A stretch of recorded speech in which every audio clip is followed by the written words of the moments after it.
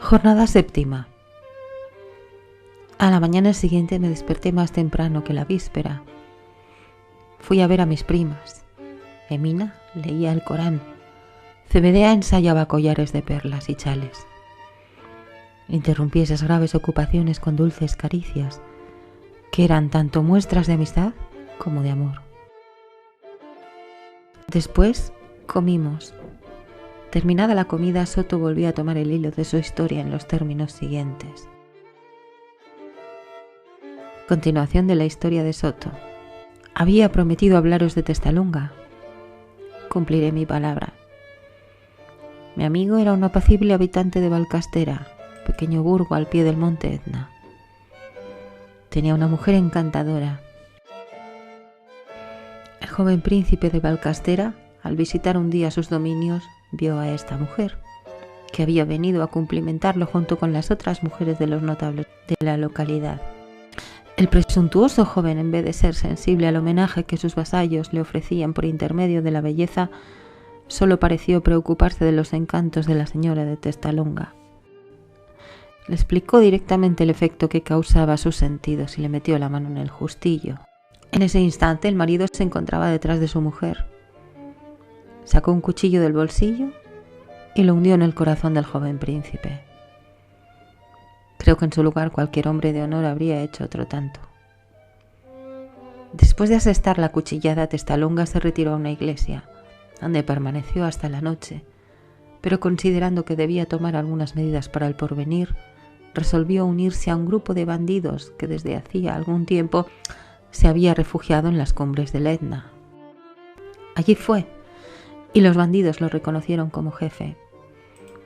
El Etna había vomitado por entonces una prodigiosa cantidad de lava, y fue en medio de torrentes inflamados donde Testalunga fortificó su banda, en aquellos refugios cuyos caminos solo él conocía. Cuando de esa manera hubo proveído a su seguridad, el valiente jefe se dirigió al virrey y le pidió que lo perdonara y perdonase a sus compañeros. El gobierno no le concedió la gracia por temor, supongo, de comprometer su autoridad. Entonces Testalunga entró en tratos con los principales granjeros de las tierras vecinas. Les dijo: robemos en común.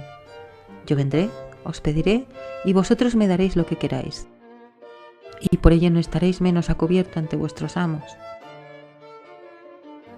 Era simple robar, pero Testalunga compartía el botín con sus compañeros y no guardaba para sí más de lo absolutamente necesario. Por el contrario, cuando atravesaba una aldea, pagaba todo al doble de su valor, de modo que muy pronto se convirtió en el ídolo del pueblo de las dos Sicilias. Os he dicho que muchos bandidos de la banda de mi padre fueron a reunirse con Testalunga, quien durante algunos años se mantuvo en el mediodía del Etna para hacer sus recorridos en el Val di Noto y en el Val di Mazzara. Pero en la época en que os hablo, es decir, cuando cumplí 15 años, la banda volvió al Val de Moni. Y un buen día los vimos aparecer en la granja de los monjes. Todo lo que podáis imaginar de diestro y brillante sería poco tratándose de los hombres de Testalunga. Uniformes de migueletes, pelo envuelto en una redecilla de seda y al cinto pistolas y puñales, una larga espada y un fusil. Tal era poco más o menos su uniforme de guerra. Durante 3 días comieron nuestras gallinas y bebieron nuestro vino. Al cuarto, uno de ellos vino a anunciarles que un destacamento de dragones de Siracusa avanzaba con la intención de rodearlos. La noticia los hizo reír de buena gana. Se emboscaron en un atajo, atacaron al destacamento y lo dispersaron. Con relación a los dragones, su proporción era de 1 contra 10, pero cada bandido abundaba en armas y todas de la mejor calidad. Después de la victoria, los bandidos volvieron a la granja y yo, que los había visto combatir desde lejos, me eché a los pies del jefe para conjurarle que me dejara unirme a ellos. Testalunga preguntó quién era. Respondí que era el hijo de bandido Soto. Al oír ese querido nombre, todos aquellos que habían servido bajo las órdenes de mi padre lanzaron un grito de alegría. Después uno de ellos, tomándome en brazos, me sentó sobre la mesa y dijo: Camaradas míos, el oficial de Testalunga ha sido muerto en combate y no encontramos con quién reemplazarlo. Que el pequeño Soto sea nuestro oficial. ¿Acaso no se dan regimientos a los hijos de los duques y los príncipes? Hagamos por el hijo del valiente Soto lo que se hace por ellos. Yo respondo de que será digno de ese honor. El orador mereció grandes aplausos y fui proclamado por unanimidad. Al principio mi grado no era más que una broma y cada bandido estallaba de risa al llamarme señor tenente. Pero tuvieron que cambiar de tono. No solo era yo siempre el primero en el ataque y el último en cubrir la retirada, sino que ninguno de ellos sabía tanto como yo cuando se trataba de espiar los movimientos del enemigo o de asegurar el descanso de la banda. Ya escalaba las cumbres de los peñascos para divisar una extensión mayor y hacer desde allí las señales convenidas. Ya pasaba días enteros en medio del campo enemigo, bajando solo de un árbol para trepar a otro. Hasta me sucedió, con frecuencia, pasar las noches en los más altos castaños del Etna. Y cuando no podía resistir el sueño me ataba a las ramas con una correa. Todo ello no era difícil para mí, puesto que había sido grumete y desollinador. Tantas fueron mis hazañas que la seguridad común me fue confiada enteramente. Testalunga me quería como a su hijo, pero yo, si me atrevo a decirlo, adquirí un renombre que sobrepasaba casi el suyo, y las proezas del pequeño Soto se convirtieron en el tema de todas las conversaciones de Sicilia. La gloria no me volvió insensible a las dulces distracciones que me inspiraba mi juventud. Ya os he dicho que entre nosotros los bandidos eran los héroes del pueblo, y bien pensaréis que las paisanas del Etna no me disputaban su corazón, pero el mío estaba destinado a rendirse a más delicados encantos, y el amor le reservaba una conquista más halagadora. Era oficial desde hacía 2 años. Tenía 17 cumplidos cuando nuestra banda fue obligada a volver hacia el sur porque una nueva erupción del volcán había destruido nuestros refugios ordinarios. Al cabo de 4 días llegamos a un castillo llamado Rocafiorita, feudo y solar principal del Principino, mi enemigo. Ya no pensaba en las injurias que había recibido de él, pero el nombre del lugar me devolvió intacto mi rencor. Esto no debe sorprenderos. En nuestros climas los corazones son implacables. Si el Principino hubiera estado en su castillo, creo que habría entrado en él a sangre y fuego. Me contenté con hacer todos los estragos posibles, y mis camaradas que conocían mis motivos me secundaron a más y mejor. Los servidores del castillo, que al principio quisieron oponerse, no resistieron al buen vino de su amo, que hicimos correr a mares. Fueron de los nuestros. En suma, convertimos a Rocafiorita en la isla de Jauja. Esta vida duró 5 días. Al 6º, nuestros espías me advirtieron que íbamos a ser atacados por todo el regimiento de Siracusa y que después el Principino llegaría con su madre y varias señoras de Mesina. Yo hice retirar a mi banda, pero tuve la curiosidad de permanecer e instalarme en la copa de una encina muy tupida que estaba en el extremo del jardín. Sin embargo, había tenido la precaución de cavar un agujero en la muralla del jardín para facilitar mi evasión. Por último vi llegar al regimiento, que acampó delante de la puerta del castillo, después de haberlo rodeado con sus postas. Llegó también una fila de literas, en las cuales estaban las damas, y en la última estaba el Principino mismo, acostado sobre una pila de almohadones. Descendió con dificultad, sostenido por 2 escuderos, y cuando supo que ninguno de nosotros había quedado en el castillo, entró con las damas y algunos hidalgos de su séquito. Al pie de mi árbol había un fresco arroyo, una mesa de mármol y bancos. Era la parte más adornada del jardín.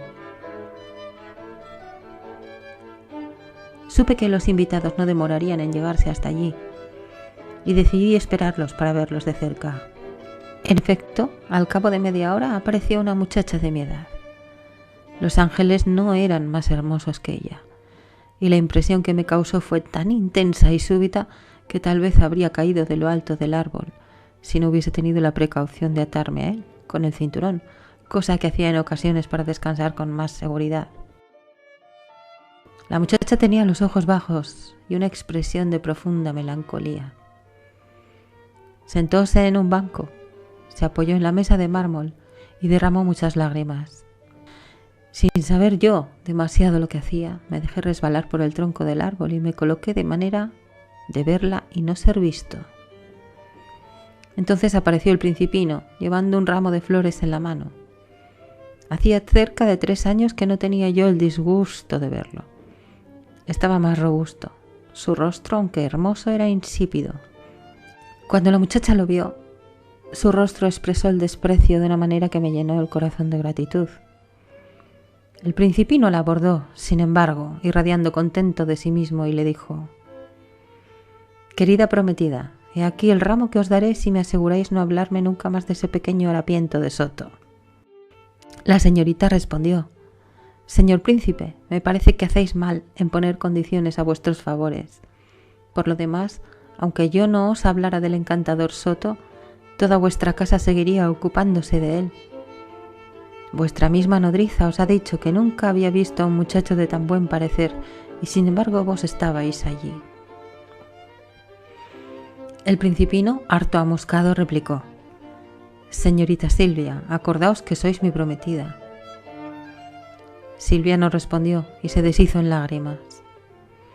Entonces, furioso, el Principino exclamó: «Despreciable criatura, puesto que estás enamorada de un bandido, he aquí lo que mereces». Y al mismo tiempo le dio una cachetada. Entonces la señorita exclamó: «Soto, que no puedas castigar a este cobarde». No había terminado ella sus palabras cuando aparecí y le dije al príncipe: «Debes reconocerme. Soy bandido y podría asesinarte, pero respeto a la señorita que ha dignado llamarme en su auxilio y accedo a batirme como vosotros, los nobles».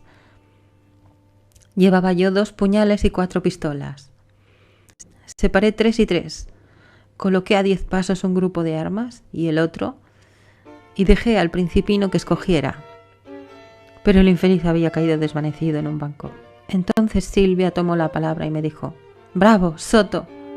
Mañana debía casarme con el príncipe o entrar al convento. No haré ni una cosa ni la otra.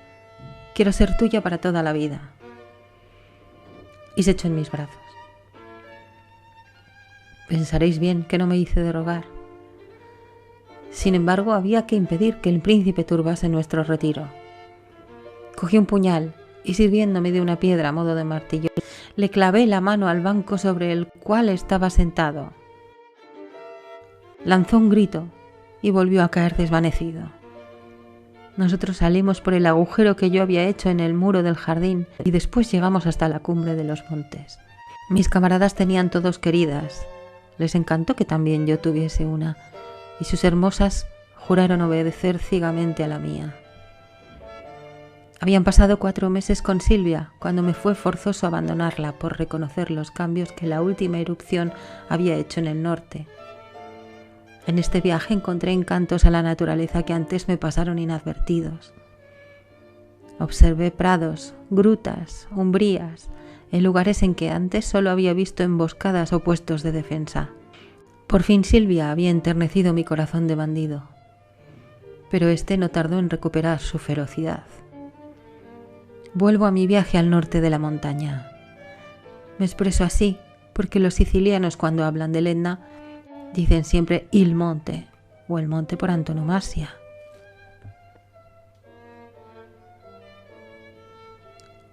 Dirigí al principio mi marcha hacia lo que nosotros llamamos la Torre del Filósofo, pero no pude llegar a ella. Un abismo abierto en los flancos del volcán había vomitado un torrente de lava que, dividiéndose un poco arriba de la torre y uniéndose 1000 metros debajo, formaba una isla por completo inabordable. Comprendí enseguida la importancia de esta posición y, por añadidura, en la torre misma teníamos un depósito de castañas que yo no quería perder. A fuerza de buscar encontré un camino subterráneo por donde había pasado otras veces y que me condujo hasta el pie, o más bien a la torre misma.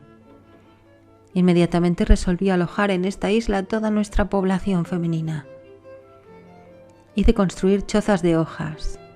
Adorné una de ellas tanto como pude.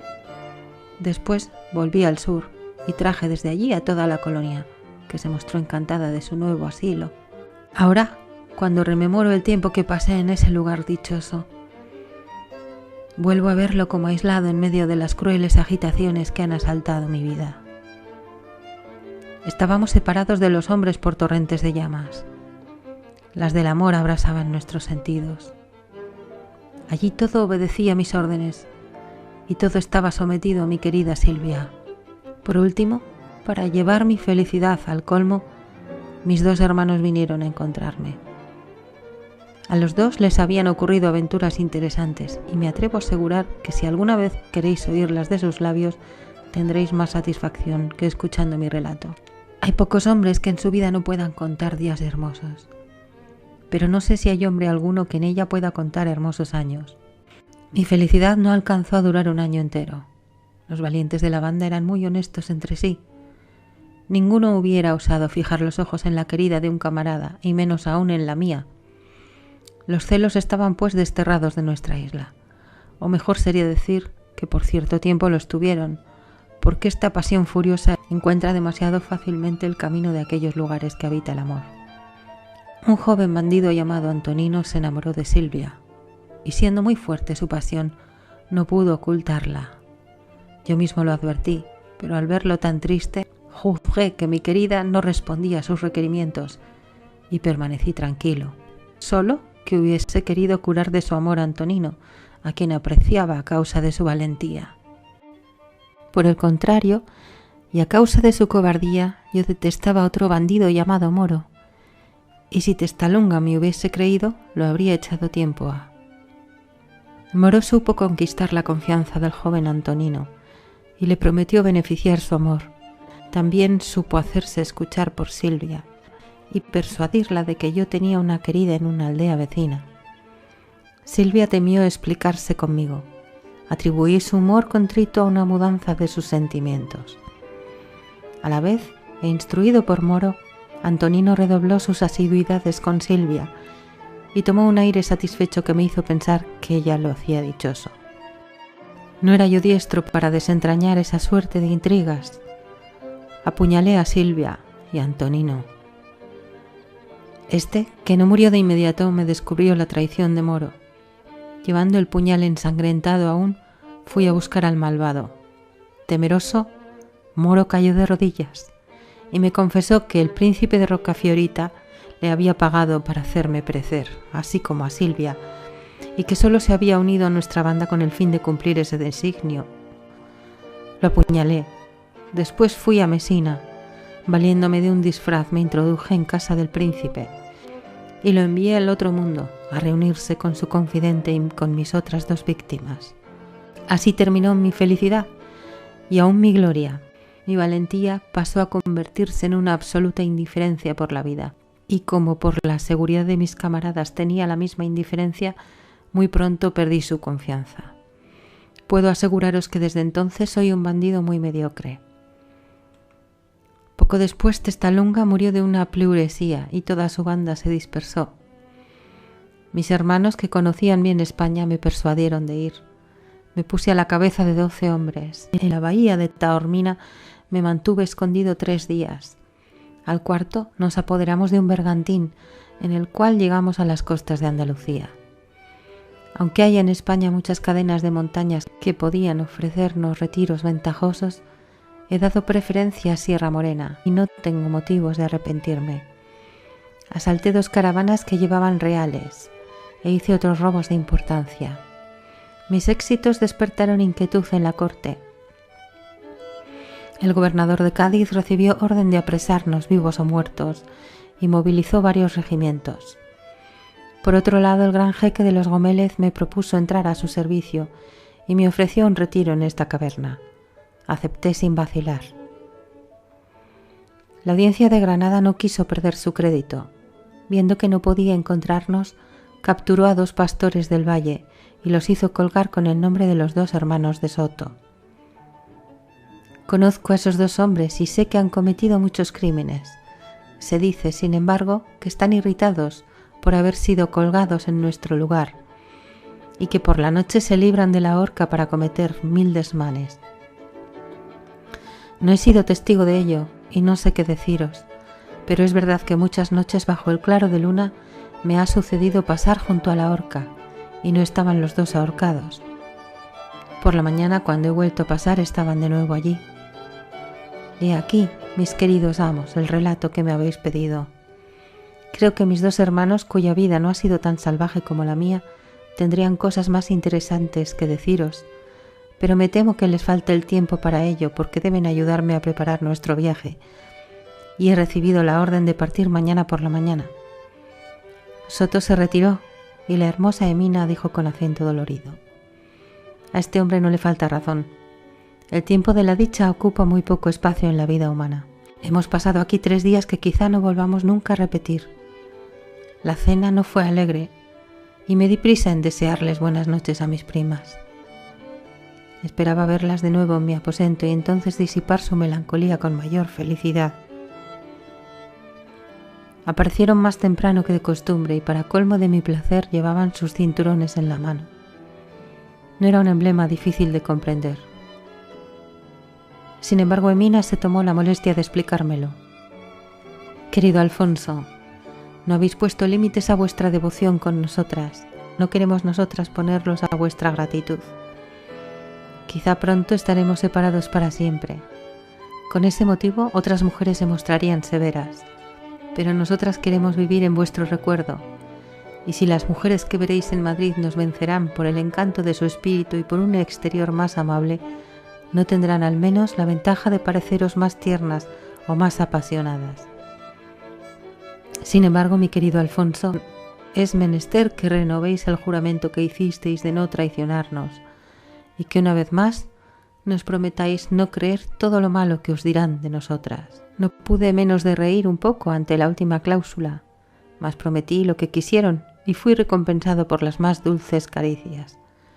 Después Emina me dijo: mi querido Alfonso, esa reliquia que lleváis colgada al cuello nos perturba. ¿No podríais quitárosla un instante? Me negué, pero Zebedea tenía unas tijeras en la mano. Las pasó por detrás de mi cuello y cortó la cinta. Emina se apoderó de la reliquia y la arrojó en una grieta del peñasco. La recogeréis mañana, me dijo. Entretanto, poneos al cuello esta trenza tejida con mis cabellos y los de mi hermana. El talismán que cuelga de ella preserva también de la inconstancia, si es que algo puede preservar de la inconstancia a los amantes. Después Emina sacó un alfiler de oro que retenía sus cabellos y se sirvió de él para cerrar cuidadosamente las cortinas de mi lecho. Haré como ella y echaré una cortina sobre el resto de la escena. Bastará saber que mis encantadoras amigas se convirtieron en mis esposas. Hay sin duda casos en que la violencia no puede esparcir la sangre inocente sin cometer un crimen, pero hay otros en que tanta crueldad beneficia la inocencia, haciéndola aparecer en todo su esplendor. Tal fue lo que nos sucedió, y llegué a la conclusión de que mis primas no habían desempeñado un papel muy real en mis sueños de venta quemada. Poco a poco nuestros ardores se calmaron y estábamos bastante tranquilos, cuando un campanario fatal dio las 12. No pude menos de estremecerme un poco y dije a mis primas que temía que nos amenazara algún acaecer siniestro. Lo temo tanto como vos, dijo Emina, y el peligro está próximo, pero escuchad bien lo que os digo. No creáis el mal que os dirán de nosotras, no creáis a vuestros mismos ojos. En ese instante las cortinas de mi lecho se abrieron con estrépito y vi a un hombre de estatura majestuosa, vestido a la morisca. Tenía el Corán en una mano y un sable en la otra. Mis primas se echaron a sus pies diciendo: «Poderoso jeque de los Gómez, perdónanos». El jeque respondió con voz terrible: «¿Dónde están vuestros cinturones?». Luego, volviéndose hacia mí, me dijo: «Infausto Nazareno, has deshonrado la sangre de los Gómez. Debes hacerte maometano o morir». Oí un atroz quejido y vi al endemoniado Pacheco que me hacía señas desde el fondo del aposento. Mis primas también lo vieron. Se levantaron enfurecidas, se llegaron hasta Pacheco y lo arrojaron del aposento. «Infausto Nazareno», prosiguió el jeque de los Gómez, «apura de un trago el brebaje contenido en esta copa, o perecerás de una vergonzosa muerte, y tu cuerpo, colgado entre los cuerpos de los hermanos de Soto, será presa de los buitres y juguete de los espíritus de las tinieblas, que se habrán de servir de él en sus infernales metamorfosis. Me pareció que en una ocasión semejante la honra me obligaba al suicidio. Exclamé con dolor: «Oh, Padre mío, en mi lugar habríais procedido como yo». Después tomé la copa y la vacié de un trago. Sentí un atroz malestar y perdí el conocimiento.